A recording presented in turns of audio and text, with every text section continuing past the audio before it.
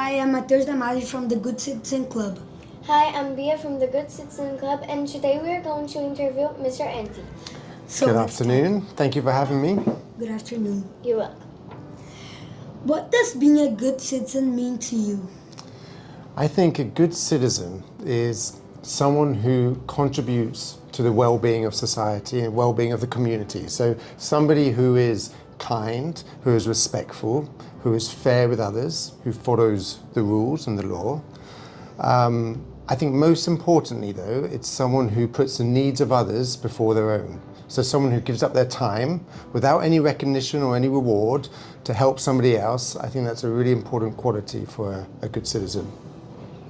Can you share a time when someone you know acted like a good citizen? Thankfully, I see it all the time. Every time I come into school, I cycle to school. The first thing happens, I go through the gates, the gateman, he says, "Good morning, bon dia," with a smile on his face. In school, I see children in the playground. They're inviting others to come and join in with them when they're playing a game. We have teachers like Miss Fernanda, who does the knitting club in year 6, teaching people how to knit, and she does that in her lunchtime, so she's giving up her lunch. All these sorts of acts, all parents as well actually, parents giving up their time, taking time off work to come in, read a book, read a story to their children's class. These are all small acts of being a good citizen. So yeah, thankfully every day. We can do more. I mean, that's the idea of your club, isn't it? To be good citizens and to share that message. So there's still things we can do, but you see it every day, so it's really good. What advice would you give to students who want to make a positive difference in their community? What advice? I think the first thing, start small, do the small things, be kind, be respectful, say thank you, say please, open the door for people, help people when you see them in need, help your teacher, tidy up at the end of the lesson. These sorts of things, these little small acts can have a big impact. I then would think perhaps you need to get involved in something. So join a club like the Good Citizen Club.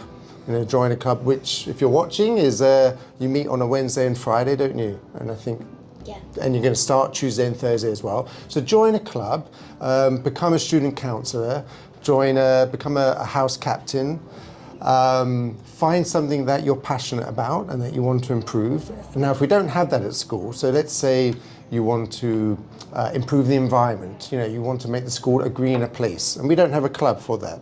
Well, then speak to your teacher, see whether you can create a club, and then you can actually lead some change in the school.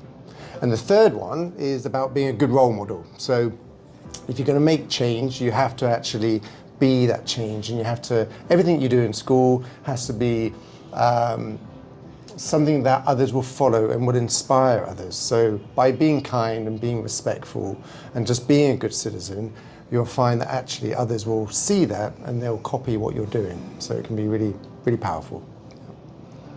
What do you think the Good Citizen Club can teach students? What it can teach students? Well, it can teach, what it's teaching you at the moment probably is about responsibility in your club, you know, about thinking about your actions and the impact your actions can have on others. And I think that's something that others can learn about. So really understanding the choices that you make and the impact that can have. So that's responsibility. I think looking at you guys and how you work together as a team, it can teach you about teamwork. So you meet twice a week, and you've already done so much in a short time. So I'm imagining that your club, you sit, you talk about ideas, you share thoughts, and you come up with plans and ideas to improve the school. Like one of the things about the names of people in the school, the names of the gate staff, I think that's fantastic. So that's working together as a team and coming up with solutions. And I think as well that it can teach people and yourselves about being leaders, because you have to, if you want to do change, you have to motivate others, you have to inspire others, and to do that you have to lead. So there's a few things there. Do you see yourself as a good citizen? Why or why not? I hope I am. I try my best to be a good citizen. in the role that I am in the moment, that I have at the moment as the head of primary, my job really is about helping others, listening to people, listening to problems and seeing if I can find solutions to make school a better place.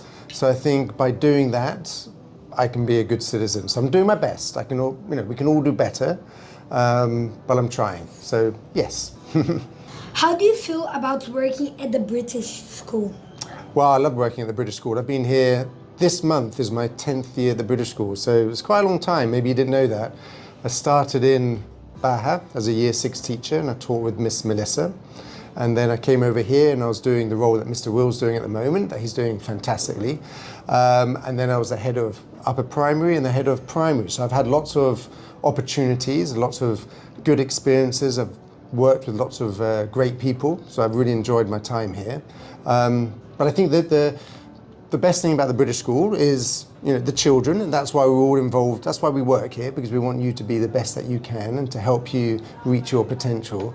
And I think one of the exciting things actually for all of us who are working at the school is to see what you're going to become when you leave the school, what difference you're going to make in society, what changes you're going to make when you graduate and when you join the workforce.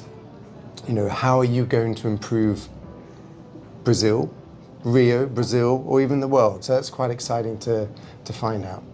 Yeah. What is the biggest challenge you face in promoting good citizenship in our school community? The biggest challenge is probably ensuring children really understand what the school values are. So we have compassion, integrity, determination. What do they really mean? Because those values help us to be good citizens. And of course, children follow those values or follow the rules because they're expected to, but actually, do they really deeply understand them and appreciate them? And that's always a challenge. So as an example, one of the things that might happen in school is that you're in the playground and you have a falling out with a friend. You have an argument or maybe you have a fight. It happens sometimes. So what happens next? You could just be given a consequence and you have a detention and you'll understand that what you did was wrong, but you won't understand really much more than that. It won't actually teach you anything. Or, which is very common here, is that you'll have a discussion with Mr. Will or Miss Tatiana or your class teacher or Miss Anna, which we call a restorative discussion. So we talk about what happened, why it happened, what you were feeling during the time, how did it affect the other person, what different choices you might make in the future. And I think through those kind of conversations, we help you to really understand what the values are. And so that actually next time you will make a different choice. Because it's difficult to teach about compassion and integrity, but through these sorts of experiences that you have at school, you can learn from your experiences and make better choices. So I think that's one of the hard challenges at school. Yeah. How do you think schools can help students become better citizens in the world outside school? A better citizen in the world outside of the school? Well, I think when we look at our school here, we're an international school. We have 800 students at the Botafogo Site, so we're a big school. Families from all around the world, different cultures, different backgrounds, different beliefs. And I think, as a school, we do a really good job at celebrating those differences because it's good to be different. We don't all want to be the same. We want to celebrate our uniqueness. And we do that through the curriculum, through some of the assemblies, our PSHE curriculum. So we develop that understanding and that appreciation for difference.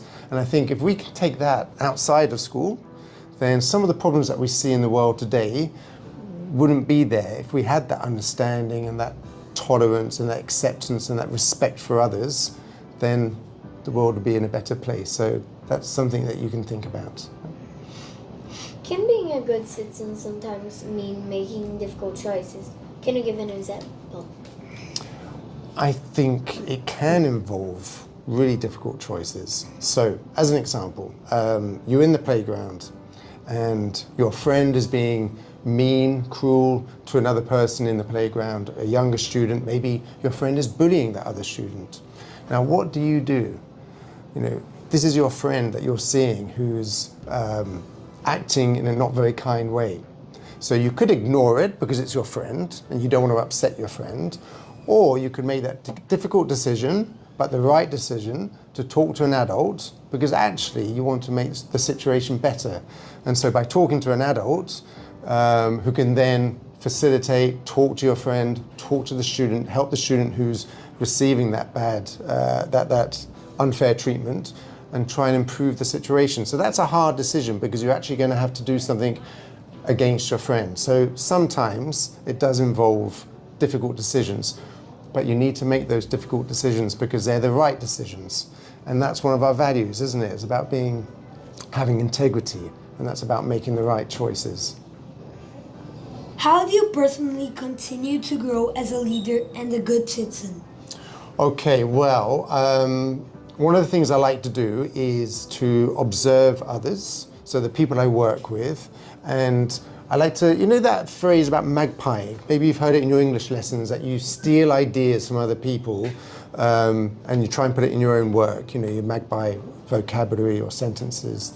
So it's the same sort of thing, so when I'm working with colleagues and there's a particular thing that I admire about them, then of course I want to mimic what they're doing. I want to, try and make it myself, my own, but I want to also think about, what makes them a great person? Can I do the same? So observing others, and I think the other way is reading books. So at the moment I'm reading a book called Legacy, What the All Blacks Can Teach Us About Business Life. Do you know who the All Blacks are? So the All Blacks are a rugby team that represent New Zealand.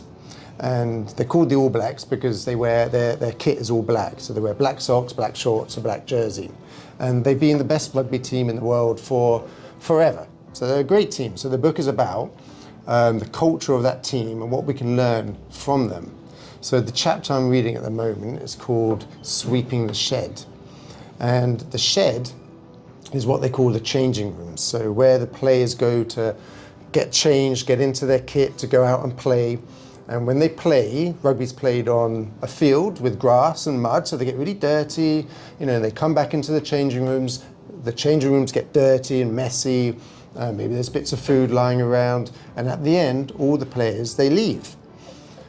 But who stays to clean the changing rooms? You would imagine it's the cleaner. But in this case, it's not. It's the captain of the team and the most experienced players in the team. So the leaders of the team, they stay behind to sweep the floor, clean the changing rooms, to prepare it for the team for the next day. And so, the question was about leadership. So, what do you learn from that for leadership? Well, leadership is about serving others, helping others. Yeah. Leadership is about being part of a team. And I think leadership is about being humble. So doing these sorts of things that, you're not better than anybody else. So sweep the floor if that's what it needs to happen. Or put up the chairs in the Adam Reed Hall if you need to do that and you need to help. No task is beneath you. So I think from books you can learn a lot. Yeah. Thank you, Mr. Andy, for your time. It was great to have you here. Thank you very much for inviting me, and good luck with all the work you're doing. Thank you.